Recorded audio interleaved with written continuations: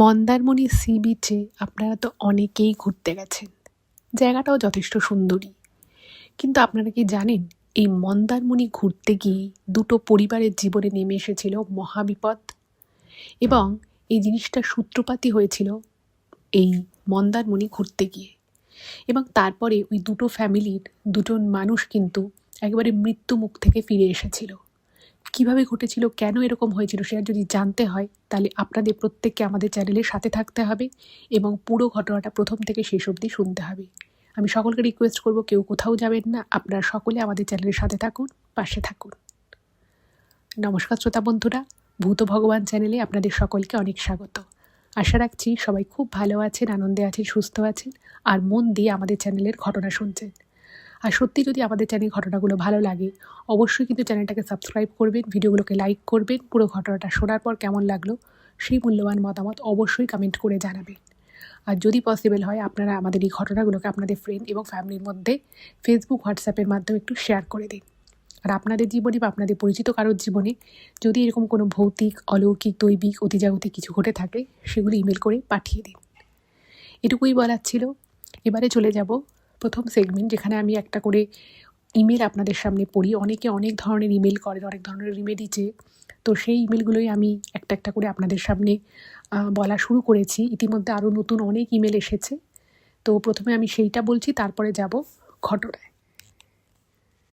ও আর একটা কথা, সেটা হলো বাইরে কিন্তু দারুণ ঠান্ডা।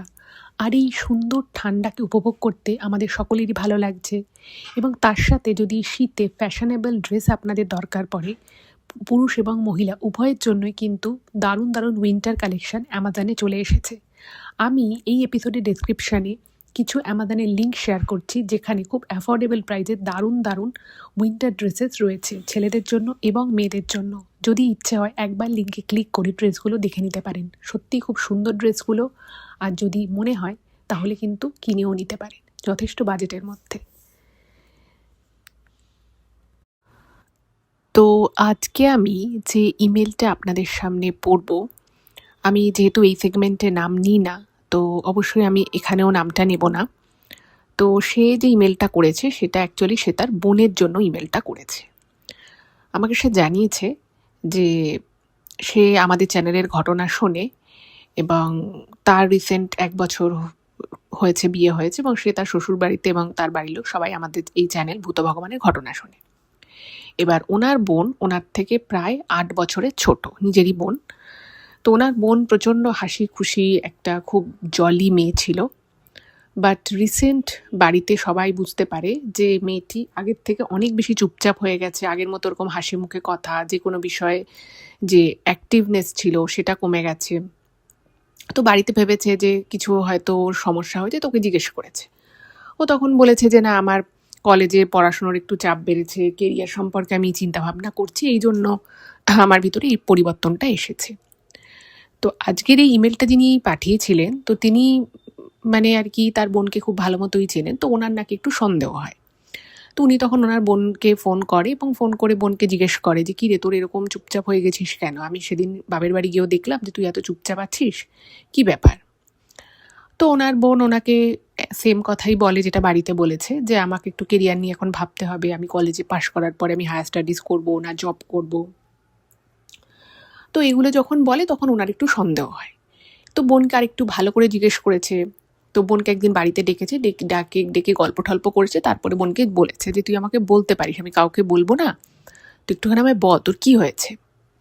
তো প্রথমে ডিনাই করলেও তারপরে ওনার বোন বলা শুরু করে যে অ্যাকচুয়ালি ওর বোনের একটি ছেলের সাথে অ্যাফেয়ার ছিল এবং সেই ছেলেটি আর কি ওর সাথে খুবই ভালো ব্যবহার করতো, ওর প্রতি খেয়াল রাখতো এবং ওকে ভালো ভালো রেস্তোরাঁয় খাওয়াতে নিয়ে যেত, যা যা পছন্দ করে সেই ধরনের জিনিস ওকে গিফট করতো। এবং ইদানিং আর কি ওর বোন বেশ দামি ড্রেস, তারপরে বেশ কিছু জিনিসপত্র, ব্যাগ, যেগুলো আর কি ওর ছিল না সেরকম জিনিসগুলো ইউজ করছিল। এবং তখন এগুলো দেখে ওর মা জিজ্ঞেসও করে যে তুই এগুলো কোথা থেকে কিনলি। তো তখন ওনার বোন বলেছিল যে আমি তো টিউশন পড়াই, তো সেখান থেকেই আমাকে দিয়েছে। এবার ওনার মা খুব সাদাসিধে মানুষ, অত আর বুঝতে পারেনি, তো ব্যাপারটা নিয়ে অতটা আর মাথা ঘামায়নি। তো তখন আর কি সবটাই ওনাকে বলেছে যে আমাকে ওই ছেলেটাই আর কি, ওর বয়ফ্রেন্ড যে ছিল সেই জিনিসগুলো দিত, খুব ভালো সম্পর্ক ছিল। এবার ঘটনা যেটা ঘটে সেটা হচ্ছে যে যখন আর কি ওই ছেলেটা ওর বোনকে বলে বিয়ের জন্য, তখন ওর বোন বলেছে যে আমি এখনই কি করে বিয়ে করব, আমার দিদিও যথেষ্ট হায়ার স্টাডিজ করেছে, তারপরে ও নিজের কেরিয়ার গুছিয়েছে, তারপরে ওর বিয়ে হয়েছে, আমি এখন এত তাড়াতাড়ি তো বিয়ে করতে পারবো না। তো তখন ছেলেটা বলে যে না, তোমাকে বিয়ে করতে হবে, এক্ষুনি বিয়ে করতে হবে, নাহলে তো তুমি আমার সাথে পালিয়ে চলো, আমরা রেজিস্ট্রি করে রাখি। এবার ওর বোনের একটু বিষয়টা সন্দেহ হয় যে ছেলেটা ওর থেকে একটু সিনিয়র, মানে ছেলেটা চাকরি করে। তো বলছে যে দেখো, আমি তো তোমাকে ছেড়ে কোথাও যাচ্ছি না, তো এক্ষুনি বিয়ে করার এখানে প্রসঙ্গ আসছে কি করে, আমি যদি এখন বাড়িতে বলি তাহলে তো বাড়ি থেকে মানবে না। তো তখন ছেলেটা বলছে ঠিক আছে চলো তাহলে আমরা পালিয়ে যাই। এবার স্বাভাবিকভাবেই মেয়েটি সেটা রাজি হয় না, কোনো বলছে কেন আমি পালিয়ে যাব, প্রতিটি মেয়েরই স্বপ্ন থাকে যে তার বিয়েটা ভালোভাবে হবে, আর আমার বাবা মায়ের আমার বিয়ে নিয়েও স্বপ্ন আছে, আমি কেনভাবে পালিয়ে লুকিয়ে চুরিয়ে বিয়ে করব।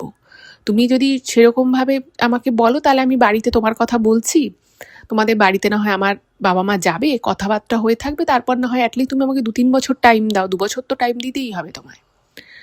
তো এই কথায় ছেলেটা খুব রেগে যায়, এবং ছেলেটা যখন খুব রেগে যায় তখন মেয়েটি বুঝতে পারে, মানে ওর বোন বুঝতে পারে যে কিছু একটা ব্যাপার আছে, এবং ছেলেটা কোনোভাবেই, মানে বিয়ে করতে ছেলেটা যতটা জোর দিচ্ছে বাকি অন্য কোনো বিষয় ও কিন্তু অতটা জোর দেয় না।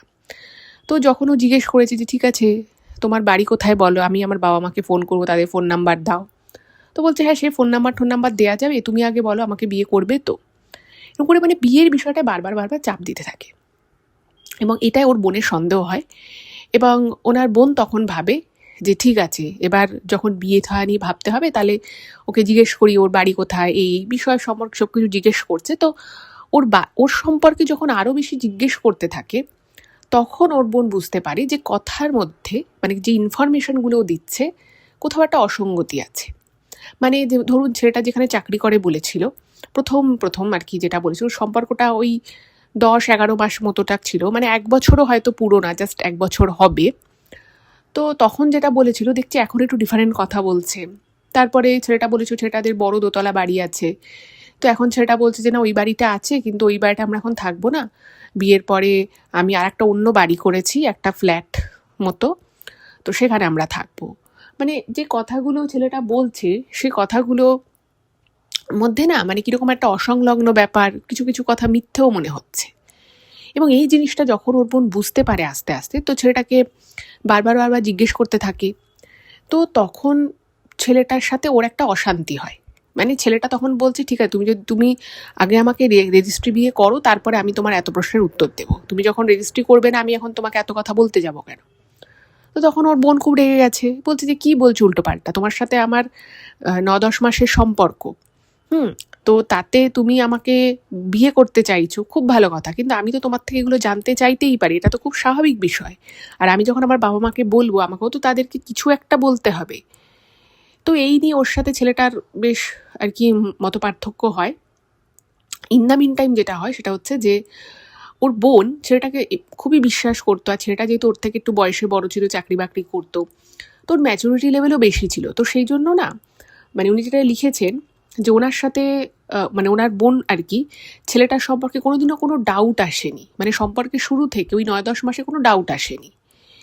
বাট এইবার যখন ছেলেটা বিয়ের জন্য বারবার বলছে এবং যখন ও একটু খুঁটিয়ে জিজ্ঞেস করা শুরু করছে তখন কথার মধ্যে অসঙ্গতি পাচ্ছে, সেই সময় ওর বোনের মনে হলো যে না এই ছেলেটার সম্পর্কে একটুখানি ভালো করে মানে একটু জানতে হবে। এবার সেই জানাটা আবার অ্যাকচুয়ালি ওর মনের এক বান্ধবী ছিল, সেই বান্ধবী ওকে বলে যে ছেলেটা এত যখন বিয়ের জন্য চাপ দিচ্ছে নিশ্চয়ই কিছু ব্যাপার থাকতে পারে।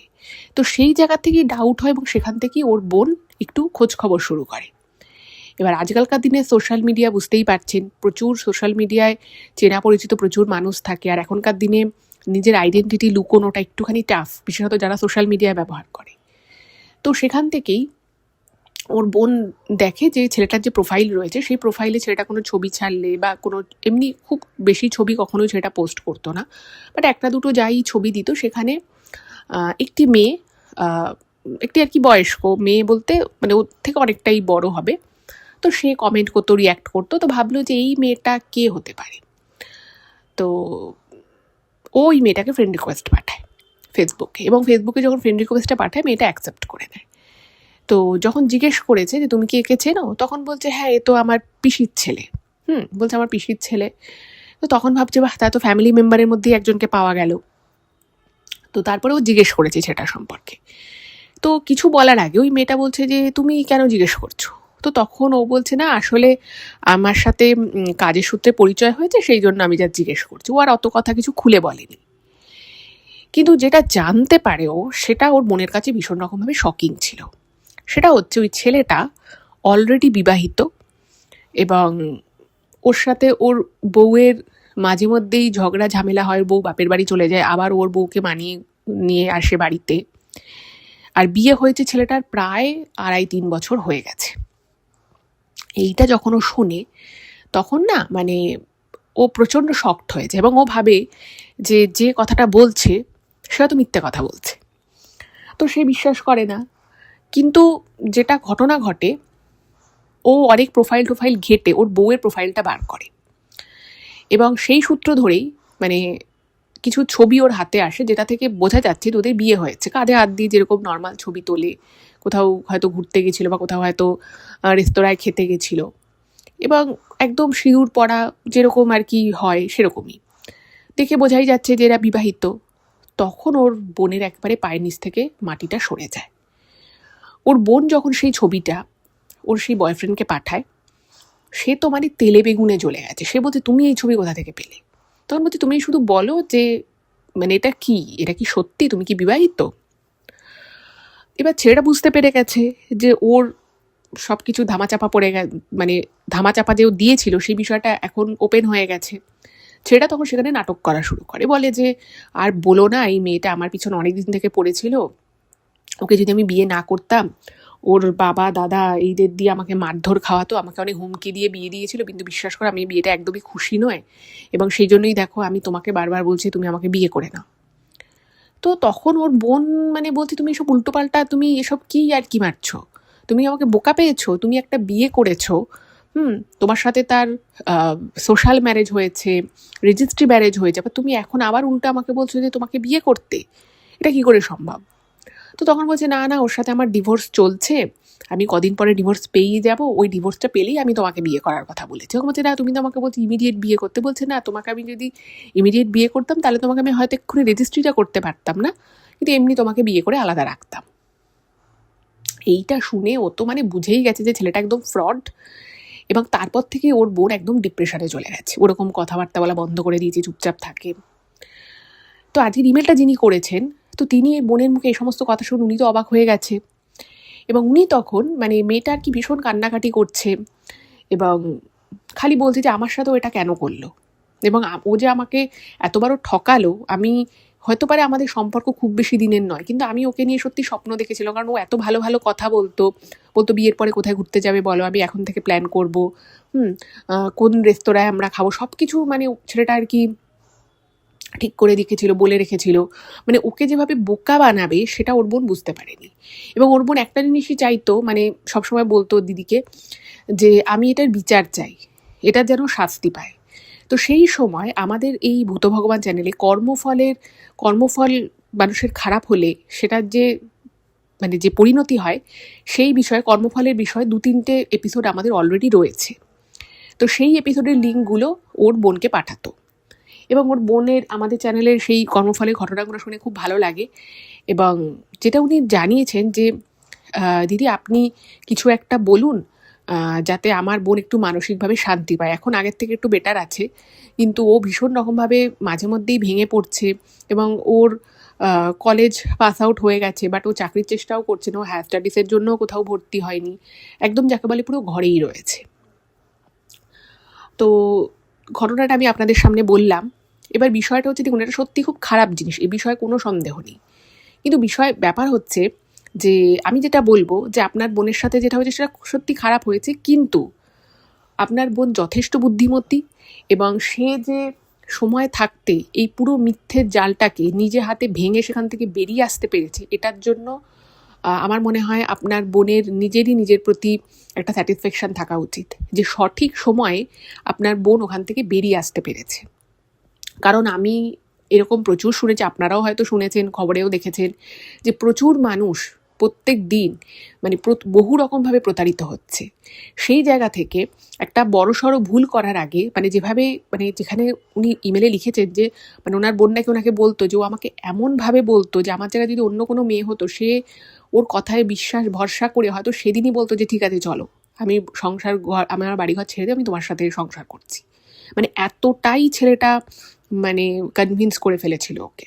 এবং ও যা বলতো মানে যেটা ওর প্রয়োজন অপ্রয়োজন সেটা বুঝে গিয়ে জিনিসটা নিয়ে আসা সব কিছু আর কি ছেলেটা করতো নিজেকে আর কি দেখানোর জন্য।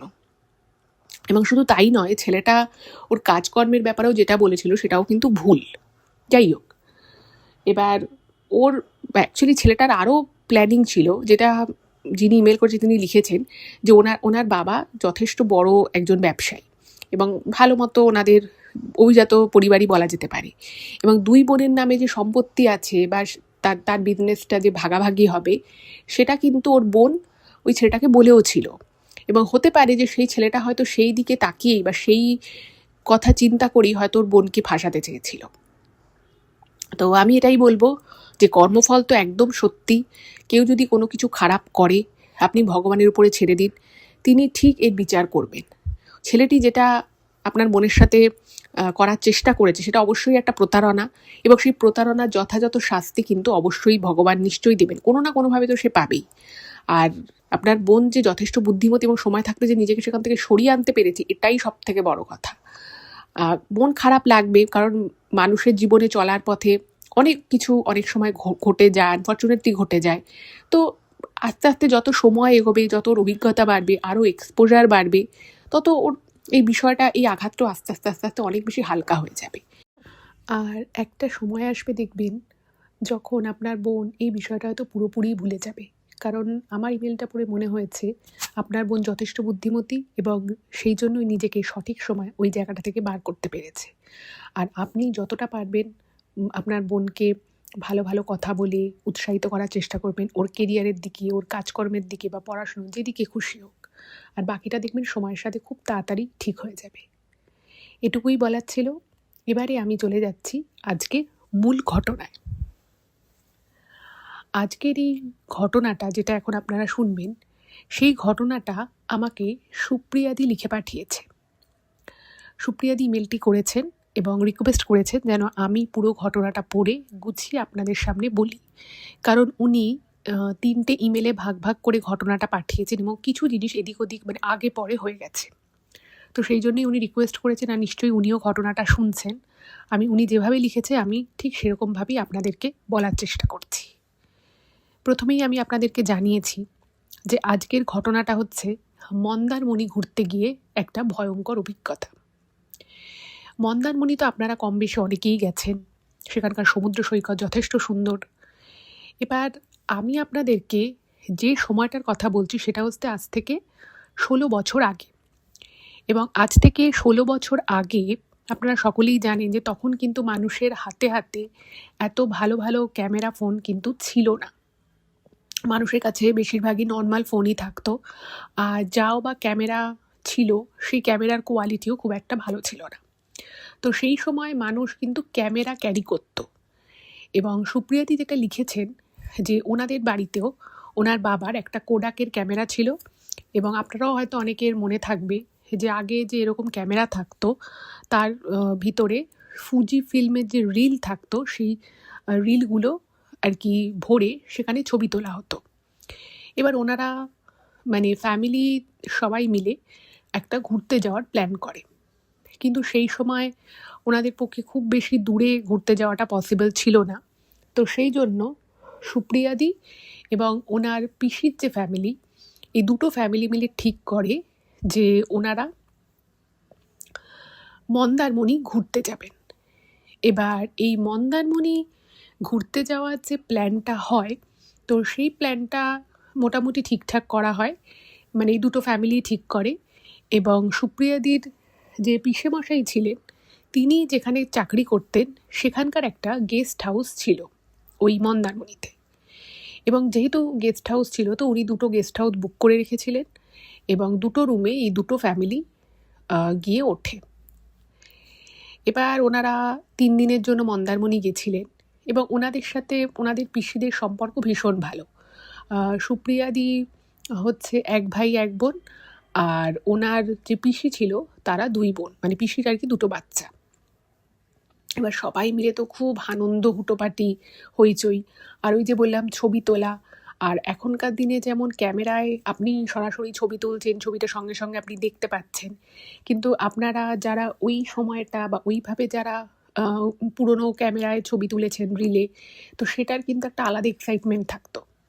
কারণ ছবিটা সঙ্গে সঙ্গে দেখা যেত না যে কীরকম উঠেছে, বা এখন যেমন কি মোবাইলে আমরা দেখতে পাই, ঠিকঠাক না হলে আরও 2-3 বার আমরা ছবি তুলে নিই, তো তখন তো সেরকম ব্যাপার নেই। আর যেহেতু ভিতরে ফুজি ফিল্ম ভরা হতো, তো সেখানেও লিমিটেড নাম্বার অফ ছবি তোলা যেত, তো সেই জন্য ওনারা খুব বুঝে শুনে ওরা আর কি ছবি তোলে ওই 3 দিনে। মানে ওখানে খুব সম্ভব 33টা না 34টা এরকম একটা ছবি তোলার ছিল, তো ওনারা একদম বুঝে শুনে ওই 3 দিনে ওরকমই 33 থেকে 34টা ছবি তুলেছে। এবার দেখবেন যারা সেই সময় ঘুরেছেন বা যাদের ওরকম বাড়িতে ক্যামেরা ছিল, আমার নিজেরও ছিল, মানে আমার বাবাও কিনেছিলেন, তো আমাদের না একটা এক্সাইটমেন্ট কাজ করতো। কারণ আমরা ঘুরে এসেই সেই জায়গা থেকে কোনো একটা স্টুডিওতে আমরা সেই রিলটা দিয়ে দিতাম, তো তারপরে তার একটা সময় দিত 5 দিন 6 দিন 7 দিন 8 দিন পরে, যে ওটাকে ওয়াশ করে ছবিগুলো আসবে। এবং আমার নিজের ক্ষেত্রে আমার নিজের ব্যক্তিগত অভিজ্ঞতা যদি বলি, আমি খুব এক্সাইটেড থাকতাম, কারণ ছবিগুলো কীরকম এসছে জানি না, তো সেটা আসবে, স্টুডিও থেকে নিয়ে আসবো। এবং এরকমও হতো যে কোনো কোনো সময় হয়তো স্টুডিও থেকে বলেছে পরের মঙ্গলবার আসো, পেয়ে যাবে, হয়তো সেদিন গেলাম, বললো যে না না আসেনি, কাল এসো, তো সেই দিনটা খুব মন খারাপ হয়ে যেত। ইস, এতদিন ধরে ভেবে এসেছিলাম যে আজকে ছবিটা দেখবো, আজকে দিল না, কালকে দেবে, এইরকম। তো ওনাদের ক্ষেত্রে একদম সেম ছিল ব্যাপারটা। তো ওনারা এসে ঘুরে এসেই আর কি ওনাদের এক জ্যাঠামশাই ছিল, তো সেই জ্যাঠামশাই স্টুডিও ছিল, তো ওনারা কি করে ক্যামেরাটা শুদ্ধ দিয়ে আসে, কারণ ওটাকে ওই ব্ল্যাক রুমে ওটাকে ভরে কিছু একটা ওই ওয়াশ টোয়াশের ব্যাপার থাকে, তো ক্যামেরাটা দিয়ে এসেছে। এবার যেদিন ঘুরে ওরা ফেরে সেদিনই সকালবেলা ছবিগুলো ওয়াশের জন্য দিয়ে আসা হয়। এবার ওই সময় মানে যে জ্যাঠামশাইয়ের কাছে দিয়েছিল, তো তিনি একটা বড় স্টুডিও চালাতেন। এবার ওই স্টুডিওতে ওই সময় ওনার জ্যাঠার ফটোগ্রাফিরই আর একটা কাজ পড়েছে, তো ওনার সাথে ওনার 2জন অ্যাসিস্ট্যান্ট ছিল যারা ওই সেম কাজ করতো। তো জ্যাঠামশাই কি করে, তাদের 2জনকে ওই মানে ফটোগুলো ওয়াশ করার দায়িত্ব দিয়ে উনি দিল্লিতে একটা কাজে বেরিয়েছেন। এটা একটা গেল। এদিকে যেটা হলো, ঘুরে আসার ঠিক 2 দিন পরে সুপ্রিয়াদির মা খুব অসুস্থ হয়ে পড়লেন। এবার অনেক সময়ই হয় যে ঘুরতে গেলে অনেক অনিয়ম হয়, প্রচুর ঘোরা বেড়ানো হয়, উল্টোপাল্টা অনেক সময় খাওয়াও হয়ে যায়, তো সবাই ভাবলো যে সেই কারণে হয়তো শরীর খারাপ হয়েছে। ভালো কথা, বাড়িতেই উনি একটু রেস্টে থাকলেন, কিন্তু দেখছে যে শরীর খারাপটা কিছুতেই ঠিক হচ্ছে না। তো 5-6 দিন দেখার পরে ওনার বাবা একটা ডাক্তারের কাছে ওনার মাকে নিয়ে যান। তো সেখানে ডাক্তারবাবু দেখে ওষুধ দেয়, বলে যে কিছুদিনের মধ্যে ঠিক হয়ে যাবে। উপসর্গ কী ছিল? উপসর্গ হচ্ছে যে ওনার মায়ের খিদে কিন্তু ঠিকঠাক ছিল, মানে এমন নয় যে ওনার খিদে পেতো না বা উনি খেতে ইচ্ছে করতো না, তা নয়, বাট উনি না খাওয়ার কিছুক্ষণের পরে মারাত্মকভাবে যে খাবারটা খেত সেটা বমি হয়ে যেত। আর যেটা হতো যে রাতে ঘুম হতো না, শরীরটা অসহ্য রকমের, মানে শরীরে একটা মানে অস্বস্তি সবসময়ই থাকতো, এবং এই ছিল ওনার শরীর খারাপের লক্ষণ। ডাক্তারবাবু বলেছে দেখুন ঘুরতে গেছেন, হয়তো কোনো কিছু পেটে চলে গেছে বা শরীরে চলে গেছে, সেই জন্য সমস্যাটা হচ্ছে। এইবারে সুপ্রিয়াদির মাকে ডাক্তারবাবু যেভাবে ওষুধগুলো খেতে বলেছিল উনি কিন্তু একদম সেই রকমভাবেই ওষুধগুলো খাচ্ছিলেন, কিন্তু দেখা গেল যে ওনার মা ওষুধগুলো ঠিকঠাক মতো খাচ্ছে ঠিকই, কিন্তু শারীরিক উন্নতি খুব একটা হচ্ছে না। প্রত্যেক দিনই প্রায় 1 থেকে 2 বার, কখনো কখনো 3 বার উনি বমি করছেন, রাতে ঘুমোতে পারছেন না, শরীর মানে গলা বুক জ্বালা করছে, শরীর ভারী লাগছে, এরকম। এদিকে যেটা হলো সেটা হচ্ছে যে সুপ্রিয়াদির বাবা হঠাৎ করেই, মানে বাড়িতে যেহেতু ওনার স্ত্রী অসুস্থ, মেয়েরাও তখন অতটা বড় নয় বলতে সুপ্রিয়াদি বড় ছিল, কিন্তু ওনার পড়াশুনোর চাপ ছিল, তো ওনার বাবা কি করতেন, সন্ধেবেলা উনি নিজে রান্না করতেন। তো এরকমই একদিন উনি রান্না করতে করতে হঠাৎ করেই মানে কিছু একটা সবজি কাটতে গিয়ে ওনার আঙুল কেটে যায়। এবং ওই যে আঙুল কেটে যায় সেটা কিন্তু বেশ ভালো রকম ডিপ হয়ে আঙুল কেটে যায় এবং প্রচুর রক্তপাত হয়। এরপরে যেটা হলো, এর কিছুদিন পরে সুপ্রিয়াদিদের বাড়িতে হঠাৎই একটা অদ্ভুত রকমের জিনিস হওয়া শুরু হলো। সেটা হচ্ছে যে প্রত্যেক দিন ওনাদের বাড়িতে না মানে রাতের বেলা চোর ঢুকতো।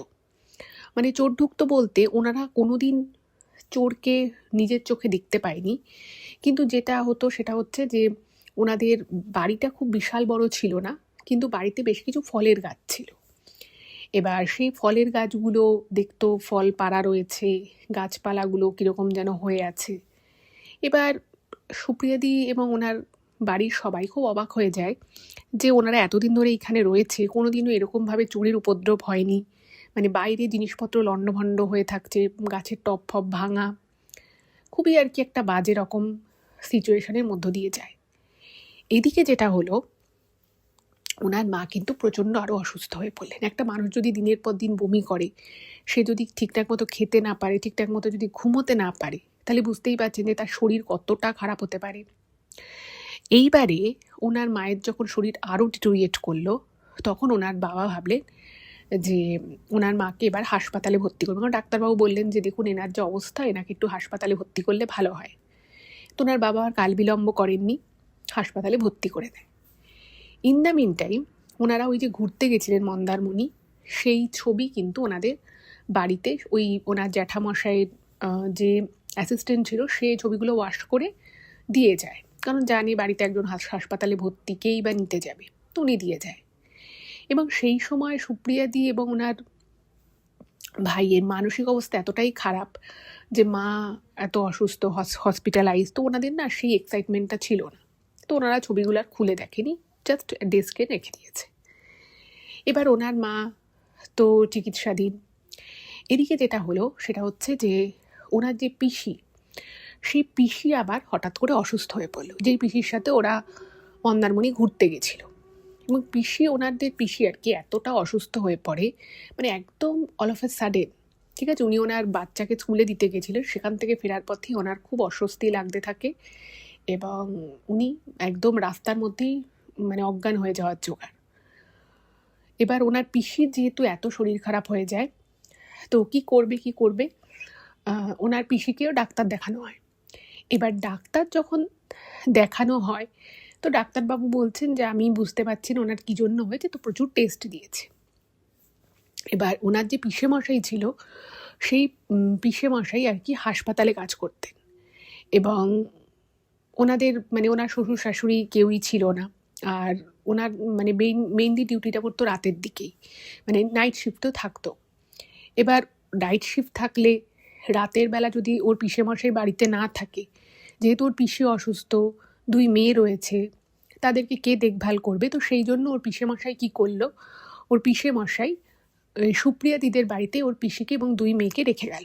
উনি কী করতেন, উনি একদিন অন্তর একদিন আসতেন, এসে একদিন করে থাকতেন, থেকে তারপর আবার চলে যেতেন।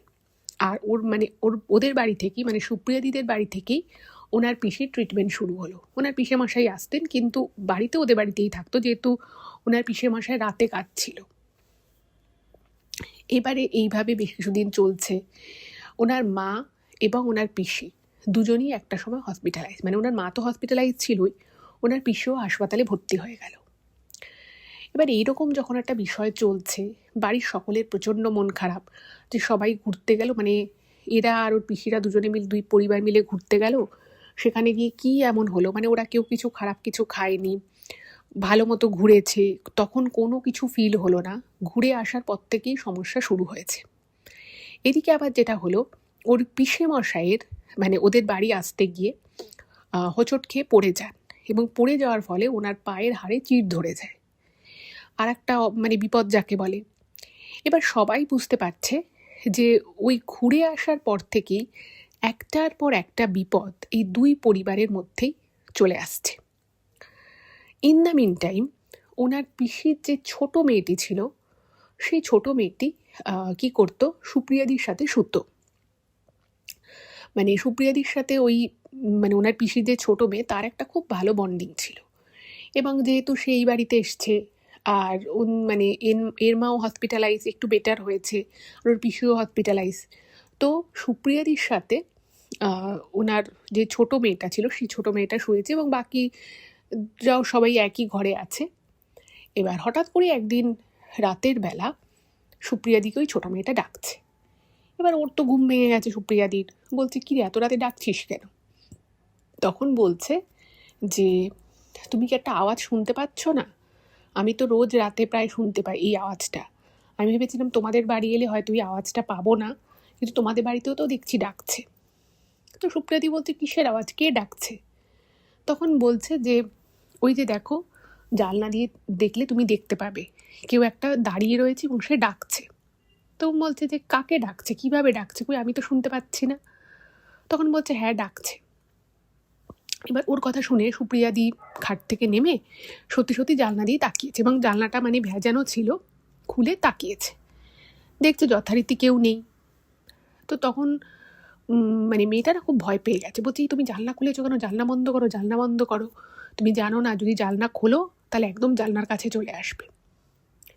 এবার ওনাদের যে জানলাটা ছিল সেই জানলাটায় গ্রিল দেওয়া ছিল, আর যেরকম কাচের পাল্লা দেওয়া দরজা থাকে সেরকম ছিল।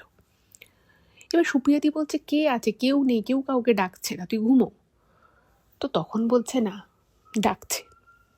প্রথম রাতটা গেল, দ্বিতীয় রাতে আবার সেম কথা। দ্বিতীয় রাতেও ওই মেয়েটা জেগেছে এবং জাগার পরে বলছে ওই দেখো দিদি আবার ডাকছে। সুপ্রিয়াদি বলছে কে ডাকছে, কি নামে ডাকছে? বলছে কোনো নামে ডাকছে না গো, মেয়েটার বয়স হচ্ছে, যখন আর কি মানে মেয়েটা ঘটনাটা বলে তখন ওই মেয়েটার বয়স হচ্ছে ওই ধরুন ওই 11-12 এরকম।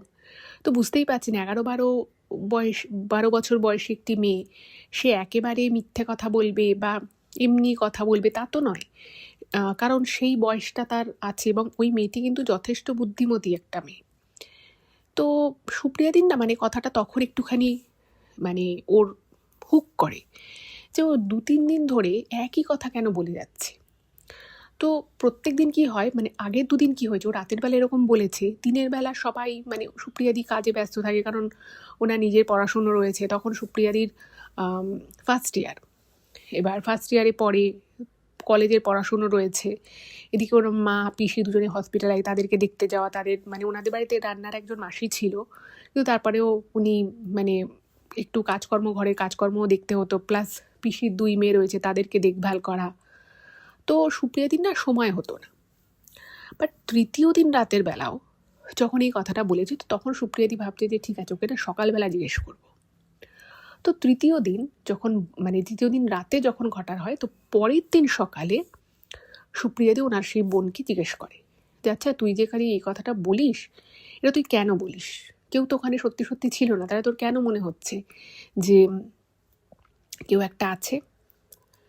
তো তখন বলে কেউ একটা আছে বা কেউ ডাকছে, এটা তোর কেন মনে হয়? তো তখন মেয়েটি বলে যে আমি তো আমার মাকে বলেছিলাম, মা হয়তো বিশ্বাসও করেছিল বা বিশ্বাস করেনি আমি জানি না, কিন্তু সত্যি বলছি বিশ্বাস করো, তোমাদের বাড়িতেও কেউ একজন ডাকে, এবং জানলার পাশে এসে সে দাঁড়ায়, আমি বুঝতে পারি। তো তখন সুপ্রিয়াদি মানে বুঝতে পারছে যে ওনার বোন খুব মানে ব্যাপারটা নিয়ে খুব টেন্সড রয়েছে, খুব ফ্রাস্ট্রেটেড, এবং বলছে আমি জানি তুমিও আমার কথা বিশ্বাস করছো না, কিন্তু আমি জানি এই জিনিসটা ডাকে, এবং এই জিনিসটা যখনই ডাকে মানে এর আগে ওদের বাড়িতে আর কি যখন হতো, বলছে যখনই ডাকে আমার মা খুব অসুস্থ হয়ে পড়তো। তো তখন বলছে তুই ডাকটা কবে থেকে শুনিস? এবং ওই মেয়েটি যবে থেকে শোনে যেটা বলল, সেটা ঠিক ওদের ওই মন্দারমণি ঘুরে আসার 2-3 দিন পরের ঘটনাই হবে। এবার এই জিনিসটা না সুপ্রিয়াদির মনে খুব দাগ কাটে, কারণ সুপ্রিয়াদিও মনে মনে ভাবছিল যে যা ওদের বাড়িতেও যা দুর্ঘটনা ঘটছে, যা যা অসুবিধে শুরু হয়েছে, সবটাই কিন্তু ওই মন্দারমণি ঘুরে আসার পর থেকে। আর এখানে ওর পিসিও যে অসুস্থ হলো, মানে যেদিন উনি রাস্তায় অসুস্থ হয়ে পড়েন, যেদিন ওনাকে হসপিটালাইজ করার মতো অবস্থা হয়, তার 1-2 দিন আগে থেকেই কিন্তু ওনার পিসি মানে বাড়িতেই অসুস্থ বোধ করছিলেন। এবং ওনার ছোটো মেয়ে মানে ওনার পিসির ছোটো মেয়ে যেটা বলছে যে ওই জিনিসটা এসে যখন থেকে ডাকা শুরু করে তখন থেকেই ওনার পিসি আর কি ওই মেয়েটির মা অসুস্থ হতে থাকে। এবার এই দুটো জিনিসকে না সুপ্রিয়াদির মানে মাথায় দুটো জিনিসটা খেলতে থাকে, এবং ওনার মনে হয় যে এই মন্দারমণি থেকে ফেরা বা মন্দারমণি যাওয়া বলা যেতে পারে, এবং তারপরে ওর মা এবং ওর পিসি দুজনের অসুস্থ হয়ে যাওয়া, এটার মধ্যে কিছু একটা কমন ফ্যাক্টর আছে। তো সুপ্রিয়াদি বলল যে দেখ, আজকে রাতে তুই কিন্তু আমাকে দেখাবি, এবং কে কোথায় ডাকছে তুই আমাকে বলবি। এবং যেটা সুপ্রিয়াদি বলে যে ওদের মানে বাইরের যে গেটটা সেটা তালা দেওয়া থাকে, ঘরের এবং বাইরে। তো বলছে গেটের ভিতরে থাকে, তো বলছে যে আমি ভিতরের যে তালাটা সেটা আমি খোলা রাখবো, এবং যে মুহূর্তে তোর মনে হবে কেউ এসে ডাকছে সঙ্গে সঙ্গে আমাকে বলবি, আমি জানলা দিয়ে দেখবো না, আমি নিচে গিয়ে দেখবো। ওদের ঘরের এন্ট্রান্সে যে বড় দরজাটা রয়েছে সেইটার তালাটাও খুলে রেখেছে সুপ্রিয়াদি। এবং সুপ্রিয়াদির মনে একটা জেদ চেপে গেছে যে না, আমি বিষয়টা দেখে ছাড়বো।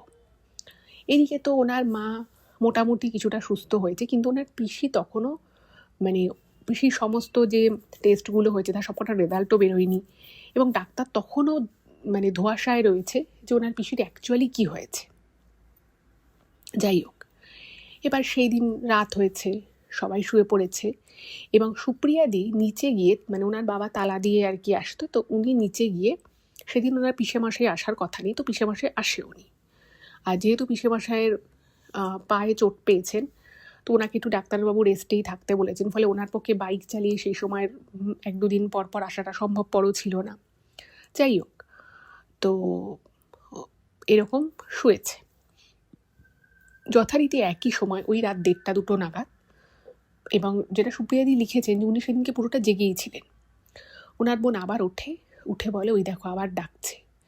তো তখন ও বললো যে ঠিক আছে, তুই ভয় পাস না, তুই এখানেই থাক, আমি চট করে গিয়ে দেখছি। তো সুপ্রিয়াদি মনে প্রচণ্ড সাহস, এবং উনি মনে মনে এটা জানতেন যে এটা নিশ্চয়ই মনের ভুল। আবার একটা সময় ওনার মনে হয় যে একবার গিয়ে দেখি নাকি। তো সুপ্রিয়াদি হাতে একটা টর্চ নিয়েছে, এমনিতে ঘরের আলো জ্বলছে, মানে সিঁড়ি দিয়ে যে জায়গাটা দিয়ে উনি পাস করেছে সেই জায়গার আলো জ্বলছে, বাট স্টিল উনি একটা টর্চ হাতে নিয়েছে। টর্চ হাতে নিয়ে উনি মানে তালাটা তো খুলেই রেখেছিল, তো তালাটা খুলে মানে একদম বাইরের যে গেটটা, ওই যে বললাম যে ওনাদের বেশ কিছু সামনে কিছুটা জমি ছিল, সেখানে কিছু ফলের গাছ ফুলের গাছ ছিল, তো সেখানের যে গেটটা মানে মেন রাস্তার উপরের গেটটা সেটা বন্ধ, কিন্তু উনি ওনাদের ঘরে ঢোকার যে দরজাটা সেই দরজার তালাটা উনি খুলেছিলেন। এবার উনি তো বেরিয়ে দেখছে যে কেউ বাগানের, আর বাগানটা মানে সেরকম আর খুব ঘন বাগান তো নয়, মোটামুটি আলো ফেললে সব দেখাই যায়, এবং উনি আবার লাইটও জ্বালিয়েছিলেন বাইরের, তো বাইরের লাইট জ্বালিয়েছে, টর্চ জ্বালিয়েছে। উনি না মানে চারিদিকে দেখছে কোথাও কিচ্ছু নেই। এবার উনি ভাবছেন যে কোথাও কিছু নেই, তাহলে ও কি করে দেখে, এবং ও যেটা বলছে যে কেউ একটা ডাকছে, সেটা কোথায় কি আছে আমি তো কিছুই দেখতে পাচ্ছি না। এবার এই বলে উনি টর্চটা মারছে, কারণ ওই যে লাইটটা রয়েছে বাইরের সেই লাইটটা সাফিসিয়েন্ট নয়, একটু আধো আধো আর কি আলো হয়। তো উনি আরও ভালো করে যাতে দেখতে পায় সেই জন্য উনি কি করেছে, টর্চ মেরেছে। এবার যখন উনি টর্চ মেরেছে তখন দেখছে একটা সাদা টাইপের কিছু ওনাদের যে গাছ রয়েছে সেই গাছের ফাঁকে রয়েছে, এবং ওখানে গাছের কিছু পাতা ডাল রয়েছে। সেই কারণের জন্য উনি স্পষ্ট দেখতে পাচ্ছেন না কি, কিন্তু কিছু একটা আনইউজুয়াল, একটা সাদা টাইপের কিছু উনি দেখতে পাচ্ছেন। সেটা হাইট হবে ওই 3-3.5 ফুট মতো হবে। এবার উনি ভাবছেন যে ওখানে গাছপালা রয়েছে, গাছের ডাল গেছে, কিন্তু সাদা টাইপের ওটা কি, ওনার না একটুখানি সন্দেহ হয়। এবার উনি ঘরের যেখান থেকে দেখছে সেখান থেকে ওনার যে জায়গাটায় উনি এটা দেখতে পাচ্ছে সেটা প্রায় ওই 10-12 হাত 13 হাত দূরে হবে ম্যাক্সিমাম, কিন্তু ওনার না কিরকম একটা গা ছমছম করছে। একে তো উনি তালা খুলে রেখেছিল, সেটা ওনার বাবা জানেন না। এবার উনি ভাবছেন যে আমি কি সামনে যাব না, এটা মনের মধ্যে দোটানা কাজ করছে। উনি এমনিতে ভীষণ সাহসী সুপ্রিয়াদি, কিন্তু তবু যেন ওনার একটুখানি আনক্যানি ফিলিংস আসছে। এবার উনি ভাবছেন যে কি হতে পারে ওটা, তো তারপরে ভাবছে যে ওখানে কি কিছু রাখা ছিল, তো ভাবছে না ওখানে তো কিছু রাখা নেই।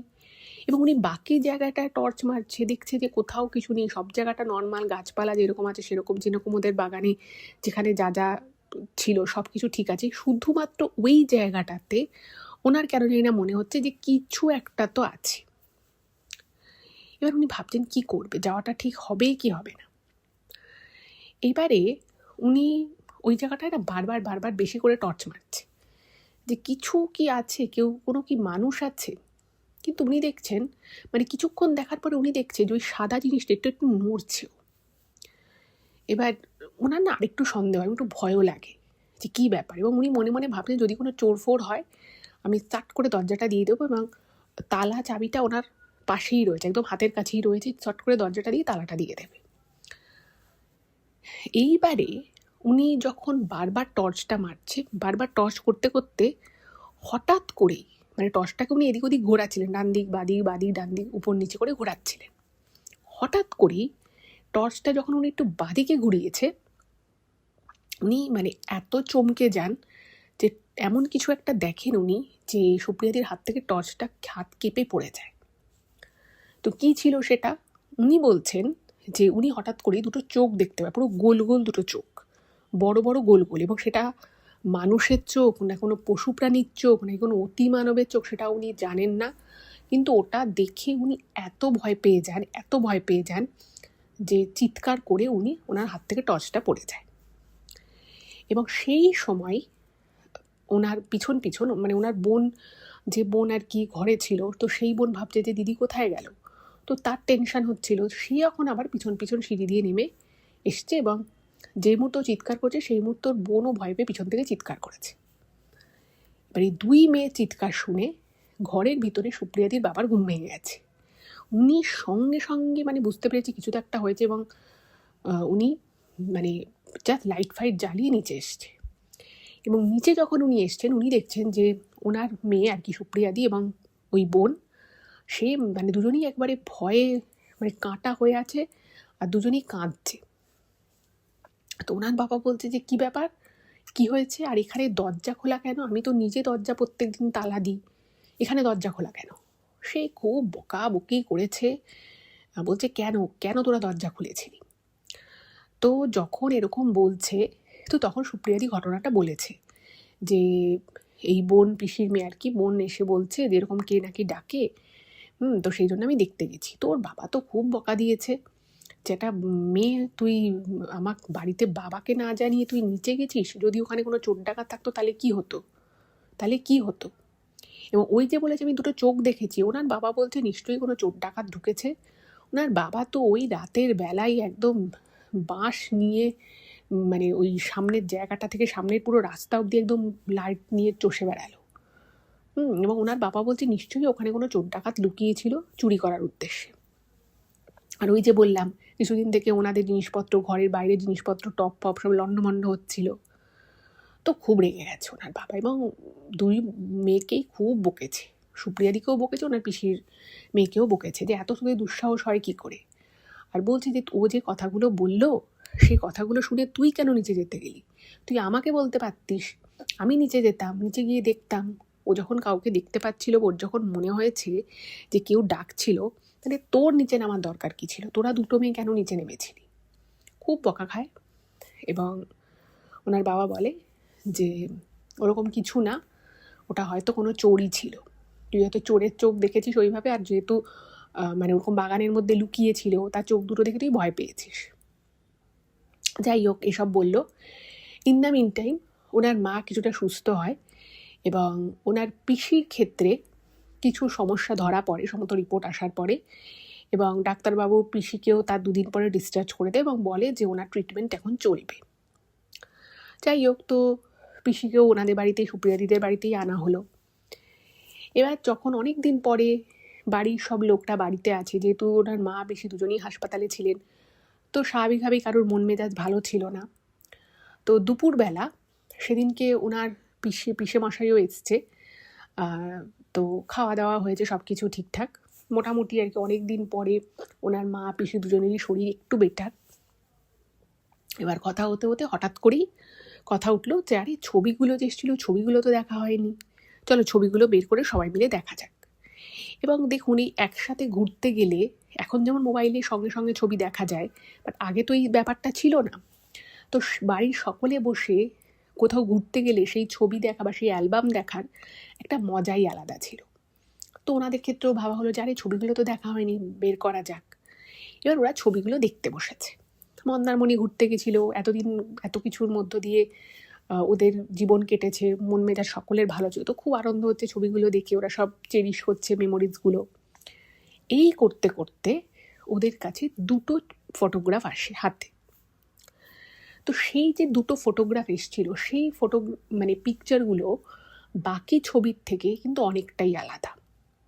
এবার অনেকটাই আলাদা বলতে আমি যেটা বোঝাতে চাইছি যে ওনারা দুটো পরিবার গেছিল, নিজেদের মতো করে ভালো ভালো লোকেশনে সবাই সবার সাথে ছবি তুলেছে, কিন্তু দুটো ছবিতে এমন কিছু ওরা দেখতে পায় যেটা ছিল একেবারেই আনইউজুয়াল, এবং এরকম কিছু যে ওরা দেখবে সেটা কিন্তু ওরা স্বপ্নেও কল্পনা করতে পারেনি। তো আপনারাও হয়তো ভাবছেন যে কী এমন জিনিস দেখেছিল। বিষয়টা হচ্ছে যে ওরা যখন অ্যালবামটা খোলে, প্রথমে একটা ছবি ওদের হাতে আসে, মানে 5-7টা ছবির পর একটা ছবি ওদের হাতে আসে, যেখানে সুপ্রিয়াদি, ওনার মা আর ওনার বাবা তিনজনে ছবিতে ছিল। এবং সেই ছবিতে মন্দারমণির একদম বিচে ওনার মায়ের পাশে একটা না হালকা একটা বডিটা খুব হালকা মতোই আসে, এবং কিন্তু মুখটা বেশ স্পষ্ট এসছে একজন মানুষের মতোই, বাট ওই রকম কোনো মানুষকে ওনারা দেখেনি। এবং ওরা যে বিচে ছবি তুলেছে, এরকম অনেক সময় হয় যে দেখুন আমরা ছবি তুলি, আমাদের আসে পিছনে বা সামনে কোনো মানুষের হয়তো ছবি চলে আসে, বাট এই যে ছবিটা, যে মুখটা দেখা যাচ্ছে তার কিন্তু শরীরটা ঠিকমতো দেখা যাচ্ছে না, এবং পরিষ্কার বোঝা যাচ্ছে সে যেন ওর মায়ের পাশে দাঁড়িয়ে ছবি তোলার জন্য দাঁড়িয়ে রয়েছে, এবং তার মুখটা কিন্তু বেশ অস্পষ্ট এসছে, কিন্তু বোঝা যাচ্ছে, অস্পষ্ট হলেও বোঝা যাচ্ছে যে একটা মুখ রয়েছে, তার একটা হাত দেখা যাচ্ছে, কিন্তু বাকি শরীরের জায়গাটার মানে পুরো ওই ছবির জায়গাটা খুব অস্পষ্ট লাগছে। এটা দেখে না ওদের খুব অবাক লাগে, এবং প্রথমে ভেবেছে যে হয়তো ছবিগুলো যে ওয়াশ করা হয়েছে সেখানে হয়তো কোনো সমস্যা হয়েছে, সে মানে ওটা হয়তো অন্য কেউ ছিল, সেই জায়গাটা হয়তো অনেক সময় আগে যেটা হতো আগের ক্যামেরায় লাইট পড়ে গেলে ফ্ল্যাশ হয়ে যেত ছবি, মানে ওখান থেকে একটা রিফ্লেকশন চলে আসতো।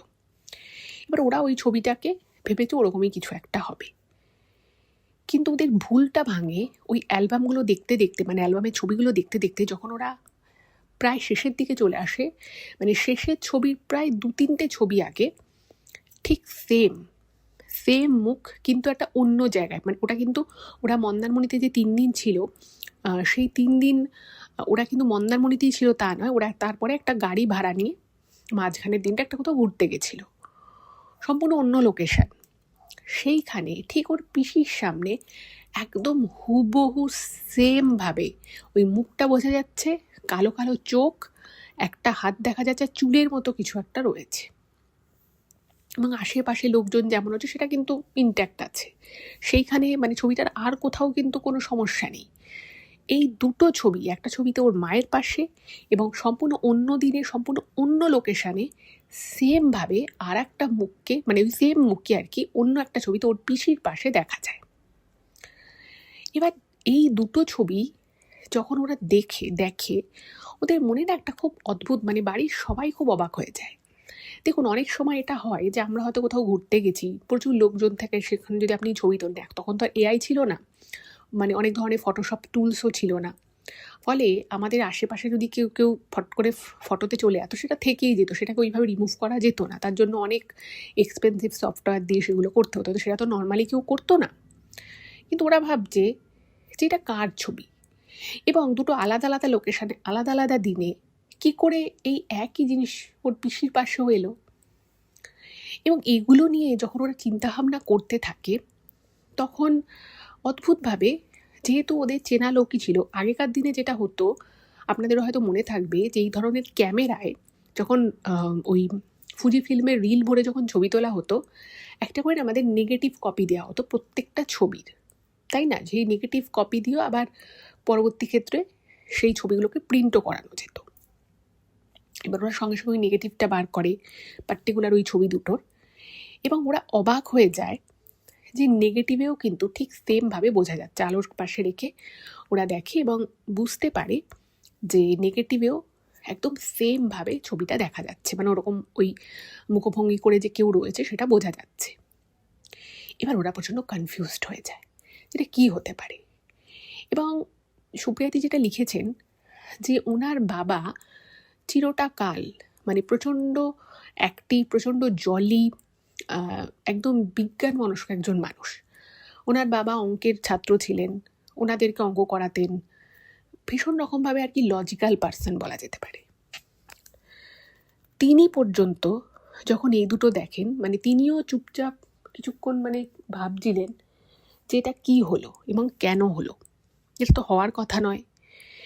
আর একই মানে হতে পারে যে একই মানুষ আশেপাশে ছিল, তার হয়তো ছবিটা উঠে গেছে, কিন্তু এটা দুটো আলাদা আলাদা দিন। আর ওরকমভাবে মানে ওটা একদম আনইউজুয়াল ছবিটা দেখলে মনে হবে যেন একটা ফ্যাকাশে পাড়া একটা মুখ, তার চোখগুলো কালো কালো, আর মানে তার হাতটা একটা দেখা যাচ্ছে, বাকি তার বডি কোথায় কি কিছু বোঝা যাচ্ছে না। খুবই অদ্ভুত এবং স্পুকি ছবিটা। এবং এটা চিন্তা করতে করতে ওনার বাবার মনে আর একটা জিনিসও আসে যে এই মন্দারমণি থেকে ঘুরে এসে ঠিক বেছে বেছে ওনার মা, মানে সুপ্রিয়াদির মা এবং সুপ্রিয়াদির পিসি, এই দুজনেই অসুস্থ হলো এবং এই দুজনের পাশেই কিন্তু ওই মুখের অবয়বটা পাওয়া গেছে ছবিতে। এই বিষয়টা কিন্তু ওনাকে বেশ ভাবিয়ে তোলে। এবার উনি ভাবছেন যে এটা কি হতে পারে। তো ওনার যে পরিচিত জ্যাঠা ছিল তাকে বিষয়টা বলা হলো। তো তিনি ফটোগ্রাফি নিয়ে কাজ করেন, অনেক বড় বড় কাজও করেছেন। উনি বলছেন যে সত্যিই তো এটা তো খুব অদ্ভুত বিষয়। এবং ওই যে প্রবলেমটা হয়েছে, মানে ওনাকে জিজ্ঞেসও করা হয় যেটা কি ফটোগুলো ওয়াশ করার সময় কোনো অসুবিধে বা কোনো প্রবলেম থেকে কি এই বিষয়টা এরকম জেনারেট হয়েছে। উনি ছবি ফ্ল্যাশ মানে আর কি রিল যেগুলো ছিল সেগুলো দেখে উনি বলেন যে কোনো প্রসঙ্গই ওঠে না। এটা মানে ফটো ওয়াশ করার সাথে আপনাদের যেই ফটোটা সেটার কোনো মানে কোনো কানেকশান নেই, যা ছিল তাই মানে প্রিন্ট হয়েছে। তো এবার ওদের মনে প্রশ্ন আসে এটা কি করে হলো এবং এটা কি ছিল অ্যাকচুয়ালি।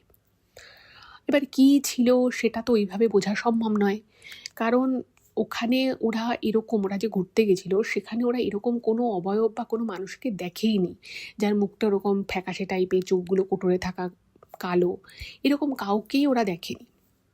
এবার তাহলে প্রশ্ন হলো যে এটা কি ছিল এবং এর দুয়ের পাশে কি করে দাঁড়ালো। যাই হোক, এই প্রশ্নের উত্তর খোঁজার চেষ্টা করা হলো কিন্তু কোনোভাবেই পাওয়া গেল না।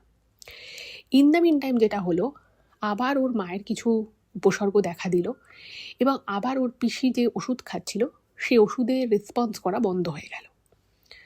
তো যাই হোক, তাদেরকে আরও বড় ডাক্তার দেখানো হলো, তাদের ট্রিটমেন্ট চলছে, কিন্তু এদিকে সুপ্রিয়াদির বাবা এবং সুপ্রিয়াদির পিসে মশাই দুজনেই ভাবে যে না, এটার হয়তো অন্য কোনো অ্যাঙ্গেল থাকতে পারে। তো তখন ওরা ভাবলো যে এই বিষয়টা নিয়ে কারোর সাথে কনসাল্ট করবে। তো সেই কথা চিন্তা করে ওরা একজন অঘরীর কাছে যায় এবং এই অঘরী বাবা যিনি ছিলেন তিনি কিন্তু ওনার পিসে মশাইয়ের একজন বিশেষ পরিচিত ছিলেন। তো তিনি মানে ওরা পুরো বিষয়টা গিয়ে বলে ওই ছবি দুটো দেখায়। তো উনি ছবি দুটো বলে যে তুমি রেখে যাও, এভাবে তো বলা সম্ভব নয়, আমি আসছে অমাবস্যায় যজ্ঞে বসবো, তখন আমি বিষয়টা দেখব। যাই হোক, তো এর 3-4 দিন পরই অমাবস্যা ছিল এবং উনি যজ্ঞে বসেন এবং যজ্ঞে বসে উনি যেটা দেখতে পান, যেটা জানতে পারেন, সেটা ছিল কিছুটা এরকম। দেখুন, দীঘা বলুন, মন্দারমণি বলুন, এই সমুদ্র সৈকতে মানুষ যায়, প্রচুর প্রচুর ট্যুরিস্ট যায়, উপভোগ করে, ছবি তোলে, সব ঠিক আছে। কিন্তু এই সব জায়গাগুলোতে যেহেতু বহু পুরনো জায়গা, বহু বছর ধরে প্রচুর প্রচুর লোক যায়, তো এইসব জায়গায় না বিভিন্ন সময় বিভিন্ন ধরনের অ্যাক্সিডেন্টও ঘটে। আপনারা অনেক সময় মানে নিউজেও পড়ে থাকবেন যে কেউ হয়তো ডুবে গেছে, কারোর হয়তো ওখানে কিছু খারাপ ঘটনা ঘটেছে, কেউ হয়তো মারা গেছে। তো এরকম খবর তো অনেক সময় পাওয়া যায়। তো এইরকমই কিছু ঘটনা ওই মন্দারমণির ওখানেও ঘটেছিল, হয়তো বহু বছর আগে। এবার যেটা হয় যে অনেক সময় হয়তো কোনো দুর্ঘটনা ঘটে গেল, একটা মানুষ মারা গেল, তার প্রাণটা হয়তো চলে গেল, কিন্তু অতৃপ্ত যে আত্মা থাকে সেগুলো তো সবসময় তো আর তাদের তো মুক্তি ঘটে না। এবার তারা কি করে, হয়তো ওই জায়গার ভিতরেই ভটকাতে থাকে। তারা হয়তো সেভাবে মুক্তি পায়নি, বা কোনো কারণে হয়তো তারা তাদের যে এনার্জি লেভেল, সেই এনার্জি লেভেলে হয়তো যেতে পারে না। তো তারা কি করে, তারা এই এনার্জি লেভেলেই ঘোরাফেরা করে। কিন্তু কখনো কখনো তাদের কিছু কিছু কারণে হয়তো শক্তি বৃদ্ধি ঘটে, বা তারা হয়তো নিজের উপস্থিতি জানান দিতে চায়। সেই জন্যই অনেক সময় দেখবেন কিছু কিছু জায়গা খুব দুর্ঘটনা প্রবণ হয়ে ওঠে। দেখবেন কিছু কিছু জায়গা অনেক সময় লেখা আছে, পাহাড়ি জায়গা হোক বা এমনি জায়গাতেও হয়, লেখা থাকে যে দুর্ঘটনা প্রবণ। হয়তো দেখা যাবে যে সেখানে এমন কোনো ফ্যাক্টর নেই যার জন্য বারবার বারবার সেখানে দুর্ঘটনা ঘটতে পারে, কিন্তু তবুও সেগুলো দুর্ঘটনা প্রবণ হয়ে পড়ে। এবং সেগুলোর পিছনেও কিন্তু অনেক সময় এরকম কোনো কারণ এক্সিস্ট করে। তো উনি বলেন যে এরকমই কোনো হয়তো অতৃপ্ত আত্মা এরকম কিছু হয়তো ছিল, সেখান থেকেই কিন্তু এই বিষয়টা ঘটেছে। এবং তারই একটা প্রভাব বলা যেতে পারে এই সুপ্রিয়াদির মা এবং তার পিসির উপরে পড়েছে।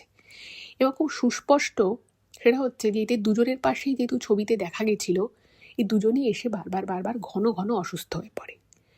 আর ওই যে বললাম যে বাড়ির যে বাগানের মধ্যে উনি দুটো চোখ দেখেছিল, এবং সুপ্রিয়াদির প্রথম থেকেই মনে হয়েছিল যে এই বিষয়টা নর্মাল নয়, এটা খুব একটা স্বাভাবিক বিষয় নয়, সেটা কিন্তু উনি নিশ্চিত ছিলেন। কিন্তু ওনার বাবা সেদিন বকাবকি করেছিল, ওনারও মনে হয়েছিল যে বাবা যখন বলছে তাহলে হয়তো বিষয়টা স্বাভাবিকই, আমি হয়তো কোনো চোরকেই দেখেছি। বাট উনি যখন চিন্তা করেন তখন উনি বুঝতে পারেন যে উনি যে চোখ দুটো দেখেছেন সেটা কোনো সাধারণ মানুষের চোখ হতে পারে না। সে বিষয়ে উনি নিশ্চিত ছিলেন, কিন্তু যাই হোক, ভুল তো উনি করেই ছিলেন। তো সেই জন্য উনি আর ওনার বাবার সাথে সেই নিয়ে কোনো তর্ক ঝগড়া করেনি। তো ওই অঘরি বলার পরে বিষয়টা আরও স্পষ্ট হয়ে গেল। তো তখন এরা জিজ্ঞেস করছে যে তাহলে কী করা যায়। তো ওই অঘরি তখন বলেন যে আপনাদেরকে একটা পুজো করাতে হবে এই দুজনের নামে, এবং দুজনকে উপস্থিত থাকতে হবে। এবং সেই সময় ওনার পিসির অবস্থা আরও খারাপ, মানে খুবই শরীর খারাপ আর কি পিসির। তো ওই অঘরি বলে যে দেখুন, যদি এই জিনিসটা থেকে মুক্তি পেতে হয় তাহলে এদেরকে পুজোয় বসতেই হবে, এখানে একটা যজ্ঞ হবে, সেই যজ্ঞে বসতে হবে। যদি ওরা যজ্ঞে না বসতে পারে, আমি কিন্তু ওই আত্মার প্রকোপ থেকে এই দুজনকে বাঁচাতে পারবো না। আপনারা ডাক্তার দেখাবেন, সাময়িক সুস্থ হবে, আবার কোনো না কোনো অসুবিধে কিন্তু মানে এদের জীবনে হবে, এটা মানে নিশ্চিত। এই এই আত্মার যদি পিছু ছাড়াতে হয় তাহলে একে যজ্ঞে বসাতেই হবে। যাই হোক, কোনো রকমে মানে তখন তো পসিবল ছিল না, কয়েকদিন আর কি ওই মেডিসিন চলে। তারপরে একটু যখন ধাতস্থ হয় তখন সুপ্রিয়াদির মা এবং পিসিকে ওই অঘরিতান্ত্রিকের কাছে নিয়ে যাওয়া হয়। এবার ওই অঘরিতান্ত্রিকের কাছে যখন নিয়ে যাওয়া হয় তখন উনি যজ্ঞে বসেন, এবং সেই যজ্ঞ প্রায় 4 ঘন্টা ধরে হয়েছিল। এবং যেটা সুপ্রিয়াদি লিখেছে যে ওই যজ্ঞে বসার পরে মানে ওনার মা আর পিসি প্রচণ্ড রকমভাবে শারীরিক কষ্ট পেতে থাকে, এবং যন্ত্রণা একটা সময় ছটফট করতে থাকে, যেটা দেখে সুপ্রিয়াদির বাবা ওনার পিসে মশাই বলছে আপনি এসব কী করছেন, ওরা তো কষ্ট পাচ্ছে। তখন ওই অঘরিতান্ত্রিক বলছেন যে তোমরা কষ্টটা দেখছো, কিন্তু তোমরা এটা জানো কষ্টটা কেন পাচ্ছে? বলছে না। বলছে যে ওই শক্তিটা ছেড়ে যেতে চাইছে না, আমি ওই শক্তিটাকে কষ্ট দিচ্ছি যাতে ওরা এদের শরীর ছেড়ে চলে যায়, এদেরকে মুক্ত করে। এবং ঠাকুরের অনেক আশীর্বাদে অনেক কষ্ট করে ওই অঘরিতান্ত্রিক এই যজ্ঞটা করতে সফল হয়েছিলেন। এবং অনেকক্ষণ পরে ওই যজ্ঞটা সফল হয়, এবং উনি সঙ্গে সঙ্গে সুপ্রিয়াদির মাকে এবং ওনার পিসিকে একটা একটা ঠাকুরের নামে তাবিজ পরিয়ে দেয়, এবং বলে যে তোমরা এই তাবিজ 1 মাস অন্তত শরীরে পড়ে থাকবে, এবং 1টা বছর তোমরা কখনো মানে কেউ কোনো বাড়িতে কেউ মারা গেলে বা কোনো শ্মশানে তোমরা যাবে না, এবং বলেন যে আর কোনো বাধা নিষেধ নেই, এবং তোমরা পুরোপুরি এই আত্মার প্রকোপ থেকে মুক্ত হয়ে গেছো। এবং অদ্ভুতভাবে ওনার মা পিসির যে ফ্রিকোয়েন্ট শরীর খারাপ হচ্ছিল, যেটার কোনো কারণ খুঁজে পাওয়া যাচ্ছিল না, যেটা কেন হচ্ছে কিভাবে হচ্ছে যেটা কিচ্ছু বোঝা যাচ্ছিল না, সেই জায়গা থেকে কিন্তু অদ্ভুতভাবে ওনার মা পিসি আস্তে আস্তে আস্তে আস্তে সুস্থ হতে থাকলেন। এবং একটা সময় ওনার মা আর পিসি বুঝতে পারলেন যে ওনার মানে যখন সুস্থ হয়ে গেলেন তারপরে বুঝতে পারলো যে দুজনেরই মানে ওনার মা তো বুঝতে পারতই, বাট ওনার পিসিও পরে বুঝতে পারেন যে ওনার শরীর মাথা না খুব ভারী ভারী লাগতো।